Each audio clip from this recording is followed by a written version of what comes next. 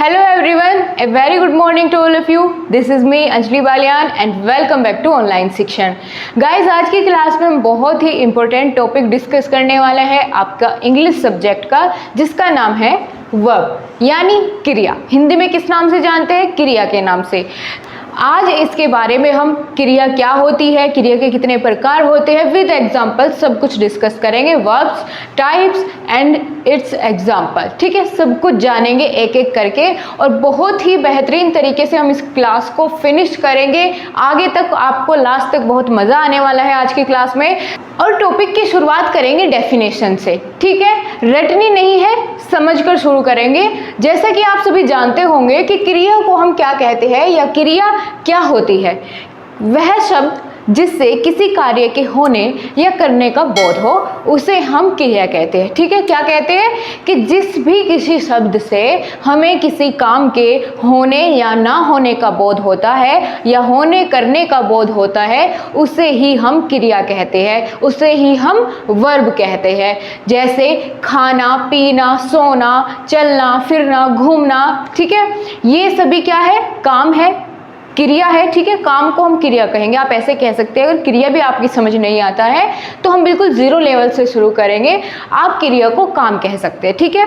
अगर कहीं कुछ भी काम हो रहा है, चाहे वो पढ़ने का हो, लिखने का हो, चलने का हो, बैठने का हो, दौड़ने का हो, खाने का हो, ये सभी क्या है? काम है, ठीक है, काम है ये। और जिस भी किसी शब्द से काम होने का पता चलता है, ठीक है, उन्हें ही हम क्या कह देते हैं? क्रिया कह देते हैं, वर्ब्स कह देते हैं। आपको एग्जाम्पल समझ आ गया कि ये सभी चीज़ें क्या होती है? क्रिया के अंतर्गत आती है, किसी भी कार्य का होना या करना। ऐसे ही इंग्लिश में बात कर लेते हैं। इंग्लिश में भी तो सेम होगा, ठीक है।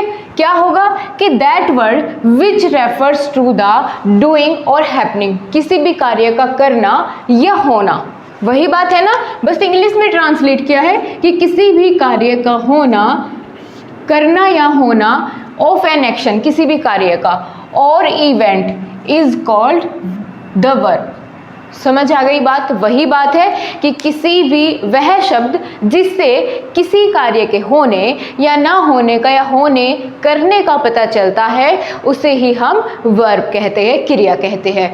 That word which refers to the doing or happening of an action or an event is called the verb. Example क्या हो सकते हैं? हिंदी में जो हमने बोला, चलना फिरना, घूमना बैठना, उठना, खाना पीना, सब कुछ हमने इंग्लिश में ट्रांसलेट करके यहाँ पे लिख देना है, ठीक है। एग्जाम्पल करके आपको यहाँ एग्जाम्पल करके चलिए नोट करके ही बता देती हूँ मैं। जैसे क्या हो सकते हैं इसके एग्जाम्पल? खाना, ठीक है, खाने से शुरू करेंगे। ईट, गो, कम, प्ले और वॉक, रीड, स्लीप एटसेट्रा। ऐसे बहुत सारे वर्ड्स जिनसे किसी भी कार्य के होने या करने का पता चलता है। अब आप कहेंगे इनसे कैसे पता चलता है? चलिए एक सेंटेंस देखते हैं पूरा का पूरा कि राम खाना खा रहा है। अगर हमें किसी भी सेंटेंस में पता करना है कि वहाँ काम हो रहा है या नहीं हो रहा है तो हम कैसे पता करेंगे? हम क्वेश्चन करेंगे, ठीक है। हम क्वेश्चन करेंगे खुद से कि राम क्या कर रहा है, तो हम क्या बोलेंगे? खाना खा रहा है। तो खाने की प्रक्रिया हो गई, खाने की क्रिया, क्या काम कर रहा है? खाने का काम कर रहा है, ठीक है। तो वह क्या हुआ? ईट। ये इसका एग्जाम्पल हो गया, क्योंकि यहाँ पर कर्म हो रहा है, कुछ ना कुछ तो वो कर रहा है, खा रहा है। खाना भी तो एक प्रक्रिया है, ठीक है, यह भी तो एक काम है, तो काम है तो वर्ब हो जाता है खाना। ऐसे ही चलना, आना, खेलना, घूमना, पढ़ना, सोना, ये सभी क्या है? कार्य है। अब वो बात अलग है कि इनको भी अलग अलग टाइप्स में डिवाइड कर दिया गया है और किस बेसिस पर किया गया है वो भी जानेंगे। तो चलिए अब हम बात करेंगे कौन कौन से टाइप्स होते हैं वर्ब्स के, ठीक है।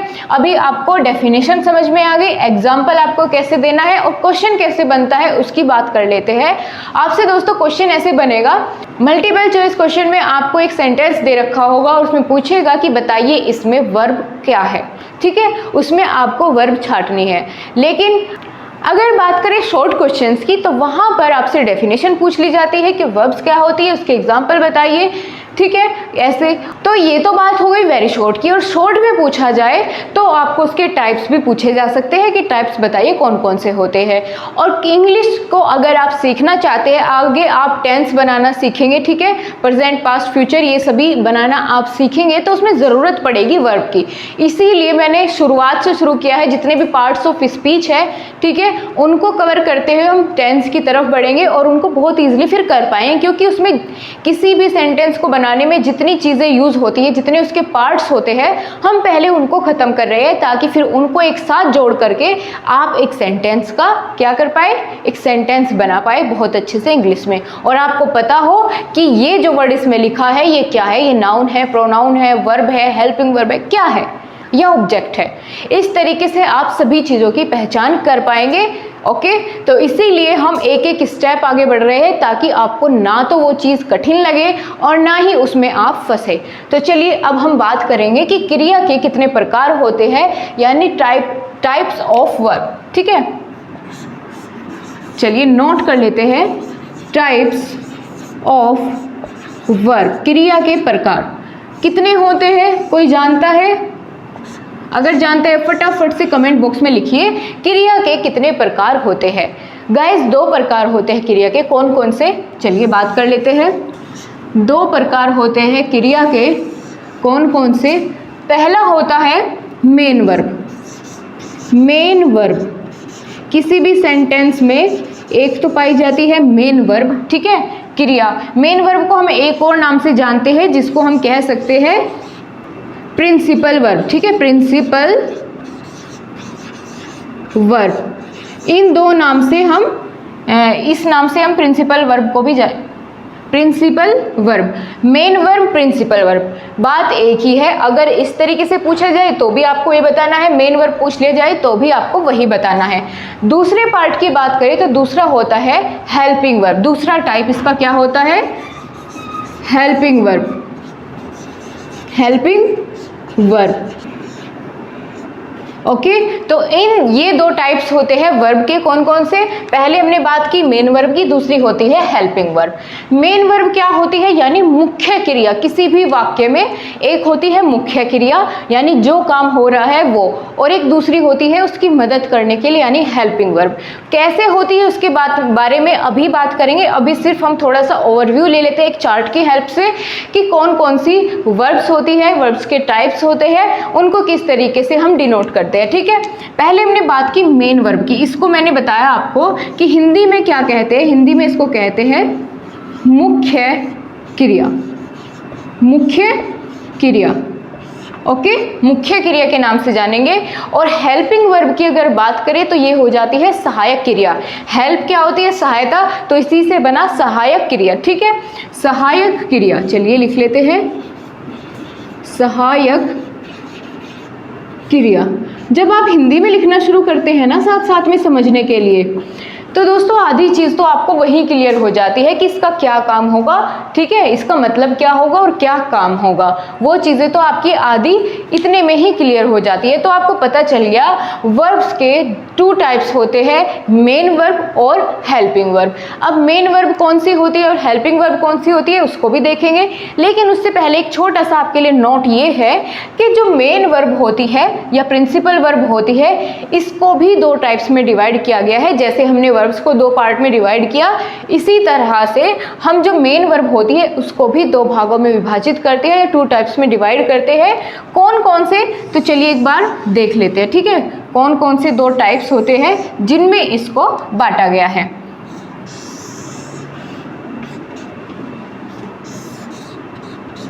तो पहला होता है दोस्तों उसमें transitive verb, transitive verb, transitive verb. Main verb को 2 हिस्सों में बांटा गया है, ट्रांजिटिव वर्ब और दूसरा क्या होता है? Intransitive, intransitive verb. पता चल गया आपको, ठीक है। और क्वेश्चन ज़्यादा बनते हैं यहाँ से। इन ट्रांजिटिव वर्ब और इंट्रांजिटिव वर्ब। अब आप ये कहेंगे ये कैसी टर्म्स है भाई, हमें तो नहीं पता है ट्रांजिटिव का मतलब क्या होता है और क्या इसमें होगा। जब इन दोनों का मतलब आपको मैं हिंदी में बताऊंगी तो फिर आपको ये इतने अच्छे से समझ में आएंगे कि जब हम इनकी बात करेंगे आगे तो मुझसे पहले ही आप इनको बता पाएंगे। ठीक है, अब देखिए आप कैसे समझ में आता है। पहला है ट्रांजिटिव वर्ब, इसको हम हिंदी में कहेंगे सकर्मक क्रिया। ठीक है, सकर्मक क्रिया। सहकर्मक क्रिया क्या होती है? सहकर्मक क्रिया, सहकर्मक क्रिया इसका मतलब है ये हिंदी में ट्रांजिटिव वर्ब का। और इंट्रांजिटिव वर्ब क्या होती है? अकर्मक क्रिया। ठीक है, अकर्मक क्रिया। दोस्तों ये सिर्फ आपको याद कराने के लिए है जो मैं हिंदी में नोट कर रही हूँ, कि ताकि आप चीज़ों को बहुत आसानी से समझ पाए और आपको ये चीज़ें टफ ना लगे, इसलिए मैं यहाँ पर हिंदी का यूज़ करती हूँ क्योंकि आप समझ पाए। ओके, तो चलिए अब हमने समझ लिया कि मेन वर्ब को यानी मुख्य क्रिया को भी दो भागों में विभाजित किया गया है, सकर्मक क्रिया, अकर्मक क्रिया, ट्रांजिटिव वर्ब, इंट्रांजिटिव वर्ब। अब चलिए अब हम क्या करेंगे, इसको रफ कर देते हैं और उसके बाद एक एक कर इन सभी टाइप्स के बारे में बात करेंगे, इनके एग्जाम्पल्स जानेंगे जो कि आपके एग्जाम में पूछे जाते हैं और किस तरीके से क्वेश्चन बनता है इनके अंदर से, उसके ऊपर भी बात करेंगे। और हाँ गाइज, अगर आपने अभी तक टेलीग्राम ग्रुप को ज्वाइन नहीं किया है तो कर लेना, क्योंकि हर क्लास की पीडीएफ आपको वहीं पर प्रोवाइड की जाती है। टेलीग्राम ग्रुप का लिंक आपको वीडियो के डिस्क्रिप्शन में मिल जाएगा, सो आप वहां से चेक कर सकते हैं। एंड अगर आप चाहते हैं स्क्रीनशॉट लेना तो अभी ले सकते हैं, मैं थोड़ा साइड हो जाती हूँ, फिर उसके बाद आगे की चीजों को फटाफट से कवर करेंगे। ऑलराइट गाइज, सो फ्रेंड्स अब हम क्या करेंगे, हमने दोनों को अलग अलग करके लिख लिया है। इधर हम मेन वर्ब की बात करेंगे और इधर करेंगे हेल्पिंग वर्ब की। दोनों को साथ इसीलिए लिखेंगे क्योंकि दोनों के बीच में डिफरेंस आपको पता चल पाए। ठीक है, तो इसीलिए हमने बोर्ड को कर दिया है पार्टीशन। अब हम इधर पहले बात करेंगे मेन वर्ब की, देन चलेंगे हेल्पिंग वर्ब पर, और आप दोनों के बीच में अंतर भी बहुत सही से समझ पाएंगे। ओके, तो चलिए सबसे पहले जानते हैं कि मेन वर्ब यानी मुख्य क्रिया क्या होती है। मुख्य क्रिया वह क्रिया होती है जो किसी भी वाक्य में उसका मुख्य अर्थ व्यक्त करती हो, उसे हम मुख्य क्रिया कह देते हैं। इन इंग्लिश अगर बात करें, that verb which express the central meaning of the sentence is called main verb. समझ आ गई आपको बात? अब चलिए इसका एक बार इसको नोट कर लेते हैं फटाफट से, क्या चीज़ मैंने आपको बताई है। ठीक है, मेन वर्ब की क्या डेफिनेशन होगी? The verb which express the central meaning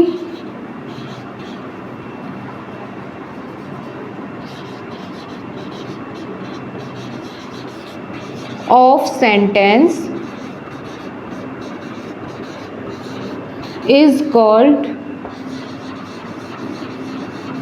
main verb, is called main verb.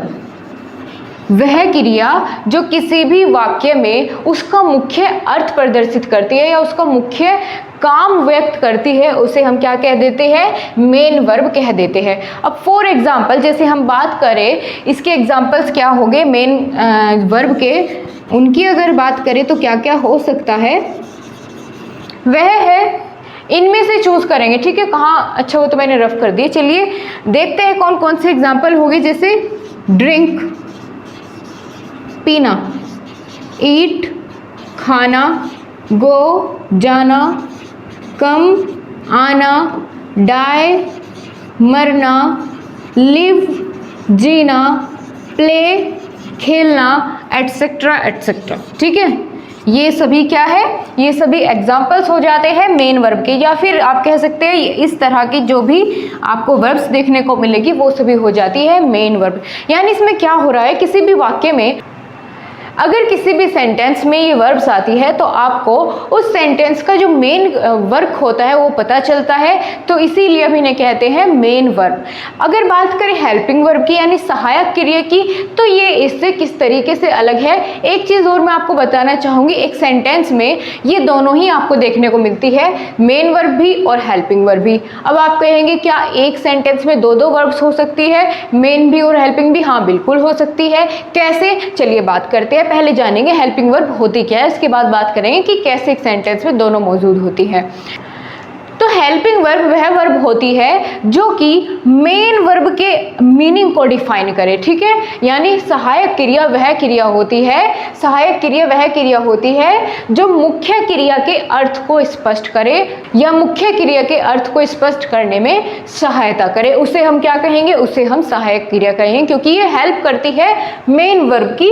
कौन? हेल्पिंग वर्ब, ठीक है। इसका नाम ही सहायक क्रिया है, सबकी सहायता ही तो करेगी। तो किसकी सहायता करेगी? मेन वर्ब की, यानी मुख्य क्रिया की सहायता करेगी, ठीक है। और इंग्लिश में हम इसको कैसे बोल सकते हैं? That verb which is helpful to express the complete meaning of the main verb is called helping verb. चलिए नोट कर लेते हैं फटाफट से क्या चीजें मैंने आपको बताई कि that verb which is helpful to express the complete meaning of the main verb is called helping verb, ठीक है। इज कॉल्ड क्या होती है? Helping verb. अब आप बता पाएंगे आपके एग्जाम में अगर इसकी डेफिनेशन आ जाती है, अगर आपके एग्जाम में इसके एग्जाम्पल पूछ लिए जाते हैं, अगर पहचान पूछ ली जाती है तो वो भी बता पाएंगे। जब मैं इसके आपके एग्जाम्पल आपके साथ डिस्कस कर लूँगी तो आप पहचान भी बता पाएंगे। चलिए देख लेते हैं एग्जाम्पल कौन कौन से हो सकते हैं। फॉर एग्जाम्पल कौन कौन से हो सकते हैं? जैसे कोई एक वाक्य है, जैसे राम खाना खा रहा है, ठीक है। तो खाना तो क्या हो गया? Main verb. लेकिन बाद में हमने प्रयोग किया है का, ठीक है। राम खाना खा रहा, अगर इतना छोड़ देते और है उसमें ना लगाते तो क्या हमारा सेंटेंस अधूरा लगता, ठीक है। पूरी तरीके से हमें इसका जो ये मेन वर्ब हुई थी इसका भी मीनिंग आपको सही से समझ ना आता अगर हम हेल्पिंग वर्ब का प्रयोग ना करते, अगर हम इज, आर, ठीक है, इस तरीके के वर्ड्स का यूज ना करे सेंटेंस में तो वो अधूरा लगता है। जैसे मैंने आपको बताया अभी, राम खाना खा रहा है, अगर इसमें से हम है हटा दे, है क्या है हेल्पिंग वर्ब, ठीक है। इज यानी है, क्या है? हेल्पिंग वर्ब है। तो अगर हम उसमें से है हटा देते हैं, राम खाना खा रहा, तो क्या होता है? तो वो सेंटेंस का मतलब समझ नहीं आता कि ये कहना क्या चाहता है, पूरी तरीके से उसका मतलब साफ नहीं हो पाता है। तो मेन वर्ब के मीनिंग को पूरी तरीके से कंप्लीट एक्सप्रेस करने के लिए हम हेल्पिंग वर्ब का यूज करते हैं। अब इतनी चीज आपको समझ में आ गई कौन कौन सी होती है हेल्पिंग वर्ब। चलिए आइए देखते हैं कौन कौन सी होती है। जैसे भी मैंने बात की इज, एम, आर, वॉज और वर, हैज, हैव, हैड और डू, डज, और क्या हो सकती है? और हो सकती है did, can, could, would, may, might, ठीक है। बहुत सारी होती है माइट, और क्या हो सकती है? मस्ट, यूज टू, एटसेट्रा, ऐसे, ठीक है। बहुत सारी होती है हेल्पिंग वर्ब्स। अभी हमने इतने की बात की। अब हम क्या करेंगे, हम एक सेंटेंस लेंगे और उसमें पहचान करेंगे कि उसमें कौन सी हेल्पिंग वर्ब है और कौन सी उसमें मेन वर्ब है, ठीक है। तो अभी आप चाहे तो इसका स्क्रीनशॉट ले लीजिए, क्योंकि हम अब एक सेंटेंस में सभी को ढूंढने वाले हैं, मेन वर्ब को भी, हेल्पिंग वर्ब भी। देन उसके बाद हम अकर्मक सकर्मक क्रिया पर चलेंगे, यानी ट्रांजिटिव और इनट्रांजिटिव वर्ब की बात करेंगे इसको करने के बाद, ठीक है। आप चाहे तो स्क्रीनशॉट ले सकते हैं। तो दोस्तों अब हमने दो सेंटेंस लिखे हैं, एक इधर एक इधर। अब दोनों के अंदर हमने मेन वर्ब ढूंढनी है, हेल्पिंग वर्ब ढूंढनी है और देखते हैं किन किन चीज़ों से ये सेंटेंस मिलकर बना हुआ है, तो आपको सभी चीज़ें बहुत आराम से समझ आ जाएगी। पहला सेंटेंस हम देखेंगे क्या लिखा है, वह स्कूल जा रहा है, he is going to school. तो चलिए इसको छोटे छोटे पार्ट्स में डिवाइड कर लेते हैं, इसके अलग अलग हिस्से करके हम लिख लेते हैं। जैसे वह को अलग किया, वह को इंग्लिश में कहते हैं ही। आगे स्कूल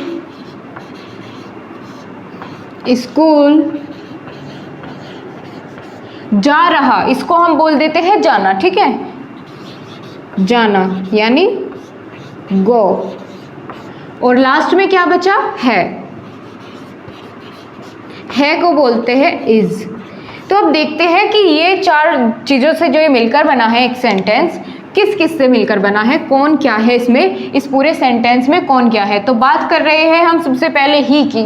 ही क्या हो जाता है, सब्जेक्ट हो जाता है, ठीक है, क्या है, सब्जेक्ट है इस सेंटेंस का, सब्जेक्ट। इसके बाद हम बात करेंगे, इसके अकॉर्डिंग चलेंगे जो हमने यहाँ पर पार्ट्स की है। स्कूल क्या है, ऑब्जेक्ट, लास्ट में है, ठीक है, लास्ट वाला हमेशा ऑब्जेक्ट ही होता है, तो ये क्या हो जाता है, ऑब्जेक्ट इस सेंटेंस में। आगे बात कर रहे हैं हम जाना, गो, यहाँ से हमने लिया, तो ये क्या हो जाती है, जाना मेन वर्ब हो जाती है, मुख्य क्रिया है जाना, ठीक है। इस सेंटेंस की जो मुख्य क्रिया इसमें है वह है जाना। देन बात आती है इज यानी है कि, ये क्या हो जाती है, ये है इस सेंटेंस में हेल्पिंग वर्ब, ठीक है, हेल्पिंग वर्ब। इतनी चीज़ें आपको समझ में आई, क्या सब्जेक्ट है, क्या ऑब्जेक्ट है, क्या मेन वर्ब है और कौन सी हेल्पिंग वर्ब है। अब इसी तरीके से इस एग्जाम्पल पर हम आएंगे और इसके अंदर भी ऐसे ही सभी चीज़ों को अलग अलग करके जानेंगे। लिख लेते हैं पहले, राम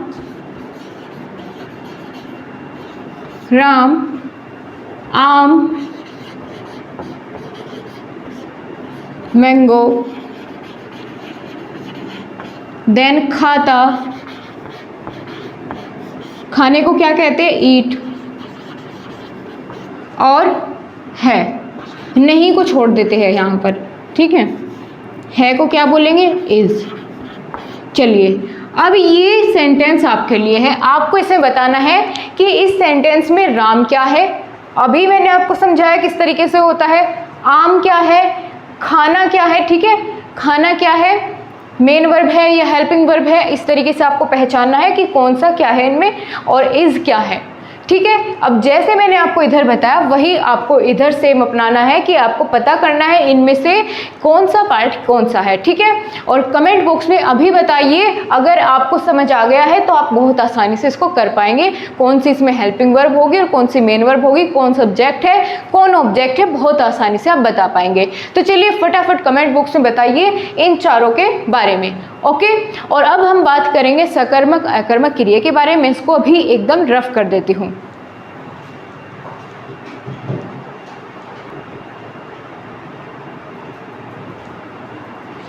तो चलिए गाइस, अब यहाँ पर हमारा चैप्टर बिल्कुल ख़त्म होने वाला है। हमने बस जानना है अब ट्रांजिटिव वर्ब और इनट्रांजिटिव वर्ब के बारे में, यानी सकर्मक और अकर्मक क्रिया के बारे में। क्या होती है ये, डेफिनेशन पहले पढ़ेंगे उसके बाद समझेंगे। लिखा क्या है, that main verb which takes one or more object is called transitive verb. वह मुख्य क्रिया जिसके साथ एक या एक से अधिक ऑब्जेक्ट हो उसे ही हम कहेंगे सकर्मक क्रिया। या हम ऐसे भी कह सकते हैं कि जिस वाक्य में क्रिया का प्रभाव कर्म पर पड़ता है उसे हम क्या कहते हैं, उसे कहते हैं सकर्मक क्रिया। यानी जिस पर क्रिया का प्रभाव, जिस वाक्य में क्रिया का प्रभाव कर्म पर पड़ता है उसे हम कहेंगे सकर्मक क्रिया।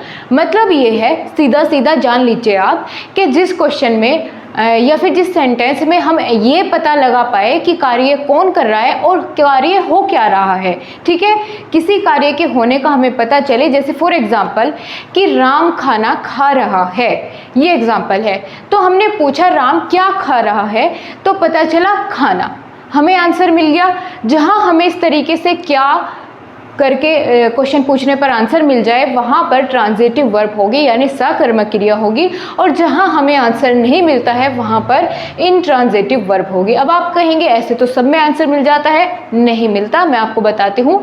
जैसे मैंने आपको एक एग्जाम्पल दिया, आई लाफ, मैं हंसता हूँ। तो अब आप पूछिए इसमें क्वेश्चन कि मैं क्या हंसता हूँ, आपको कोई आंसर मिल पाएगा कि मैं क्या हंसता हूँ? अब एक और एग्जाम्पल देखिए आप इसका, कुत्ता भौंकता है।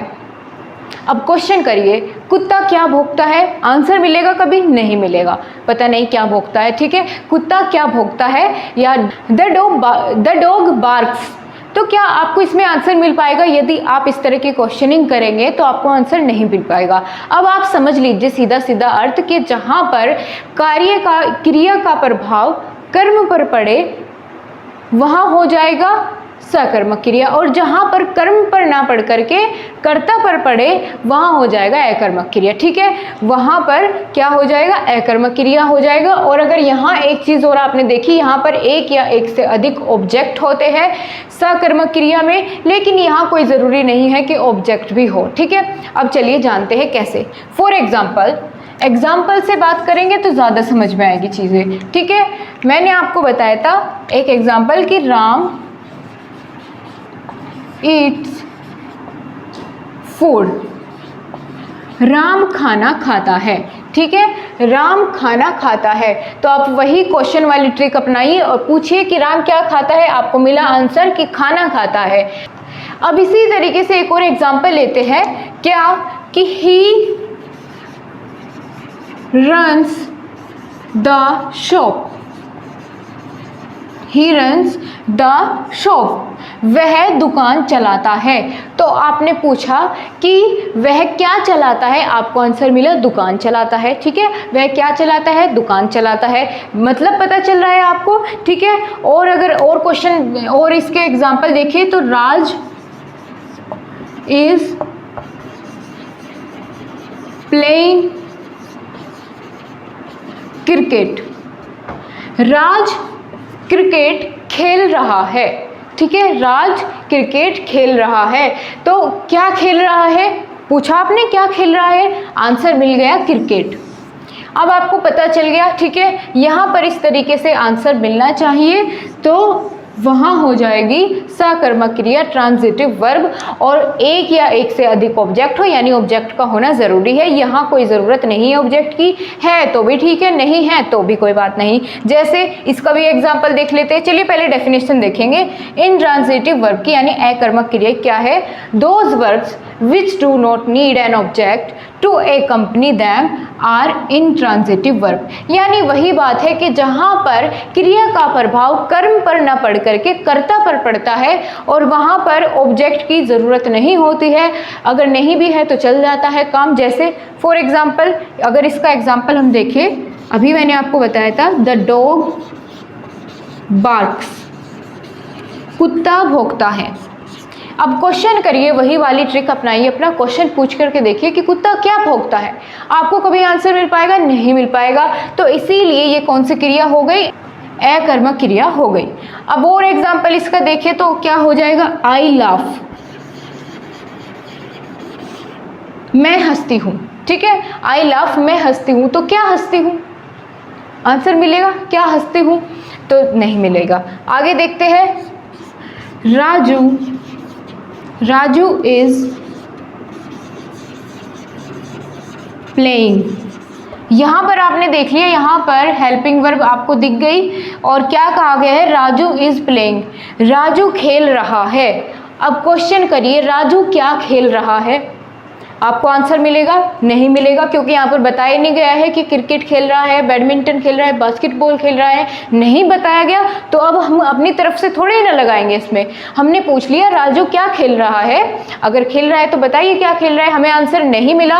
तो जिस भी सेंटेंस में हमें इस तरीके से आंसर नहीं मिल पाता है वो सभी चले जाते हैं अकर्मक क्रिया में। ठीक है, इनट्रांजिटिव वर्ब में जैसे हमने ये देखा, राजू इज प्लेइंग, राजू खेल रहा है, ये नहीं पता है कि क्या खेल रहा है। इतनी चीज़ें क्लियर है। ऑलराइट, चलिए गाइज आज की क्लास को यहीं तक रखते हैं और इसके कुछ प्रैक्टिस के लिए मैं आपको कुछ सेंटेंस दूंगी, उनमें आपको बताना होगा कि इसमें कौन सी वर्ब है। ठीक है, आपको बताना होगा ट्रांजिटिव वर्ब है या फिर इंट्रांजिटिव वर्ब है, और ये क्वेश्चंस आपको प्रैक्टिस के लिए मिलेंगे टेलीग्राम ग्रुप में। अगर आपने अभी तक ज्वाइन नहीं किया है तो टेलीग्राम ग्रुप को ज्वाइन कर लीजिए। ऑनलाइन शिक्षण डीएलएड टेलीग्राम ग्रुप का नाम है, या फिर आप डिस्क्रिप्शन में जाके लिंक देखकर वहां पर डीएलएड ग्रुप में ज्वाइन हो जाइए, तो आपको सभी क्वेश्चंस वहां पर मिल जाएंगे। Okay guys, so thank you so much. आज की क्लास में इतना ही। जाते जाते वीडियो को लाइक और चैनल को सब्सक्राइब करना बिल्कुल मत भूलिएगा। Bye bye, take care.